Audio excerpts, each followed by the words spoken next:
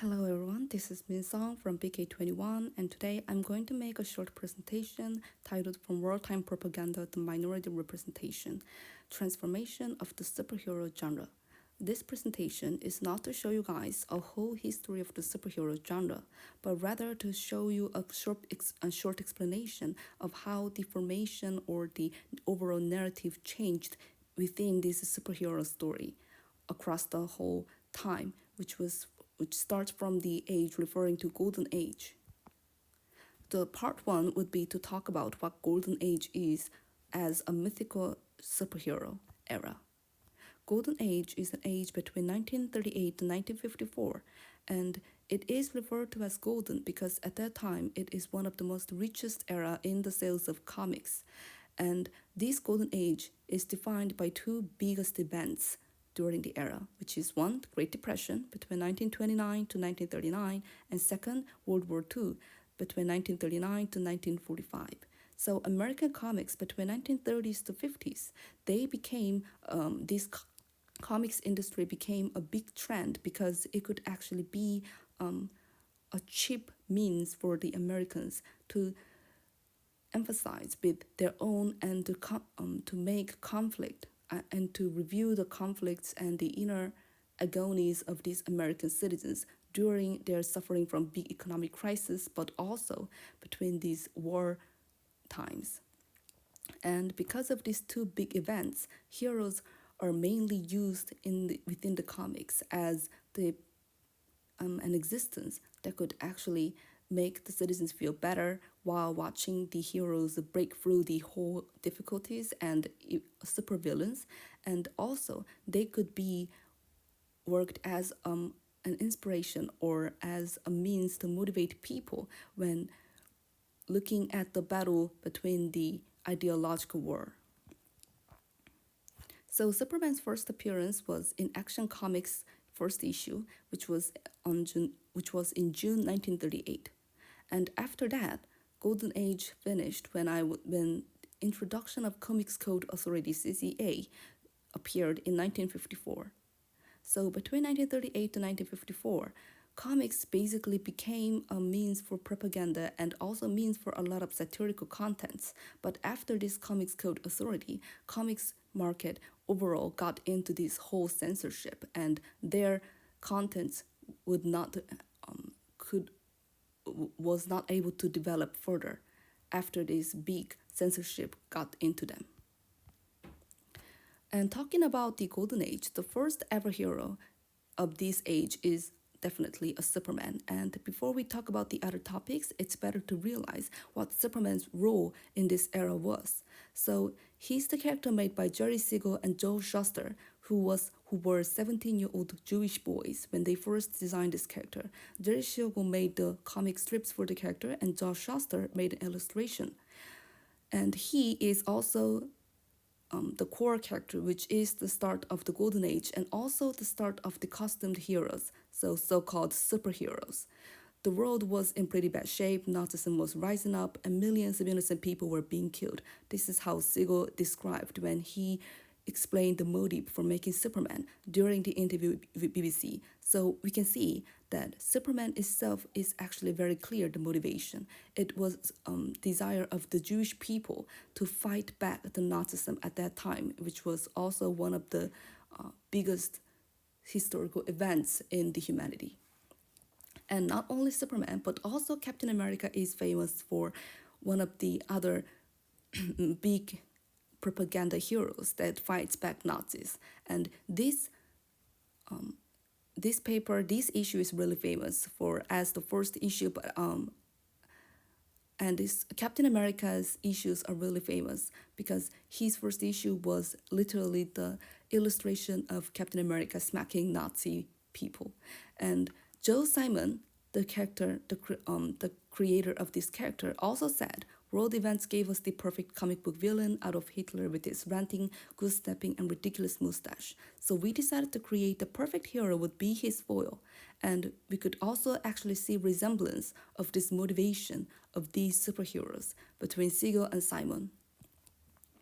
So talking about the birth of a superhero, Interestingly, Andre's research says Edgar Rice Burroughs' John Carter from John Carter of Mars is considered one of the core inspirations for Superman, Siegel providing a similar explanation for his superpower in terms of gravity. So John Carter has this superpower which could be which occurred in the Mars after he got out from the Earth because of this gravity issue.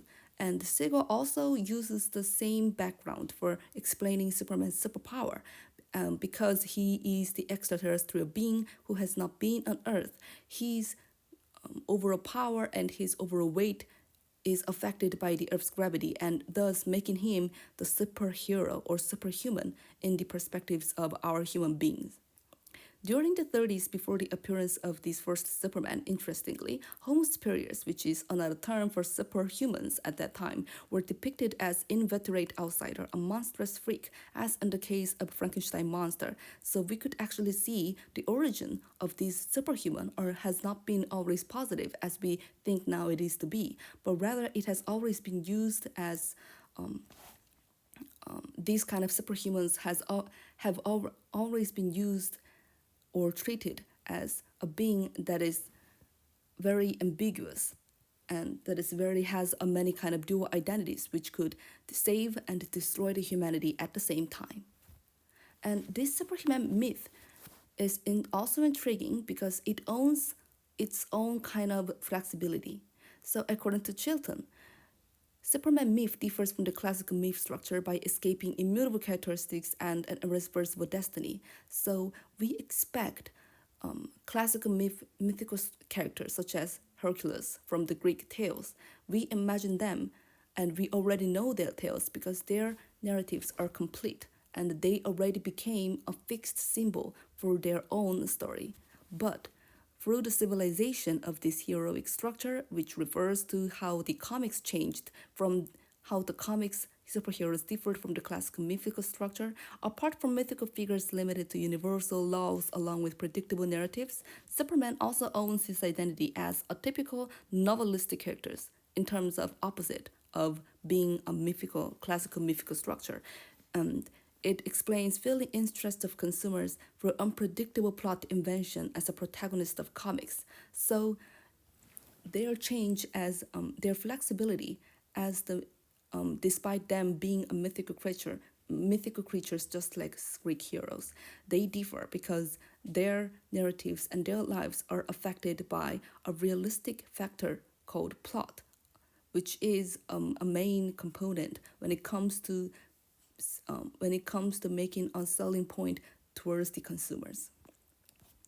So Chilton goes on by saying not just a mythical figure with a complete and eternal narrative, but she also explains that rather a mythical figure with an absolute power that can be accepted to the consumers only when being immersed in everyday life and the present apparently tied to our own conditions of life and death.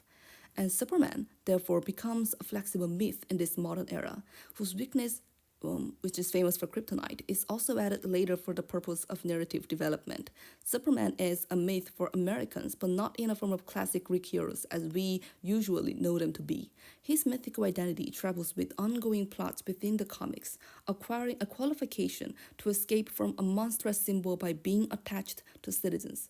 And it also could be known as saving citizens in every issue despite his unpredictable dangers. And by doing such a sacrifice only can he be accepted as not just a simple monstrous freak that could destroy the humanity, but as one of the members of this whole community. And during this war myth, Superman had no choice but to be used as this propaganda because he was the being that could actually comfort or make American citizens proud or make them confident when it comes to talking about war theories. And American government actively used this character to within these advertisements, as we can see above, such as the school proudly participates enlistment advertisement, and we can or blood donation or about war loan. So American government actively used Superman to collect money and to collect the necessary resources for their war while they are preparing for World War II. And this picture is also intriguing because it also shows an extreme evidence that American government actually used the Superman not just within the advertisement but also as simply the symbol of the war, symbol of by Nazi killers. Those kind of illustrations also proves that by printing this Superman illustration in on the battle plane, American government tried to prove that Superman can be an active propaganda character that could plant these military forces inspiration and motivation for their war. Second part, I'll talk about what happens then after the Gold Age, which starts with the Silver Age. And interestingly, in this term, superhero is no longer being just referred to as being mythical, but actually they just become to be more described as nervous and minor superheroes. So Silver Age is between 1956 to 1969, and as we have explained before, after the strong censorships and after the war, the post-war comics market has fallen into a problem of being a mannerism because of their repetitive usage of narratives for a guaranteed success and their influence of strong censorships. No more strong or extreme satirical or little bit of free criticisms were quite impossible because of these censorships. And DC, Marvel, and those kind of big companies started to pay attention to what they are currently drawing. And eventually the corporations, they eventually had no choice but to make transition to showing simple just the deeds of heroes to agony of identity issues. So not solely about helping these or desirable social virtues, but rather a deeper reflection on these superhumans' lives themselves. So the question basically moved from what should I do as a hero to but why should I be a hero? And X-Men and Doom Patrol, which were both released in 1963, they are the most famous two examples in the Silver Age because, as we see, Silver Age represents the heroes not in the perspective of being a hero or mythical or classical one, but rather to being a nervous one or to be a queer one or to be an unexplainable one with unwelcomed features. So this is one of the issues of their series. And as we can even see in the title, their title reminds the readers of an uncomfortable feelings because they eventually intentionally use the word choices such as being uncanny and being doomed and those kind of negative but at the same time, because it is negative, it could actually be a turning point for explaining these queer communities and explaining minority communities because these kind of words also represent how their lives have been suffered. And superheroes since then have been often used as a metaphor rather than just being a heroic figure, but as a metaphor that could explain what kind of feeling it is to be an unwelcomed member within the society and why are being expelled or not being unwelcomed because of what things. And this is a short explanation of how the recent superhero series have been making an adaptation during many kind of media, especially TV series. So starting from Peacemaker, Legion, and Doom Patrol, they all show the heroes, but not exactly the heroes, but rather superhumans that goes through endless inner conflicts rather than their identity as just being a hero. Because regardless of whether they want to be or whether they do not want to be a hero, these human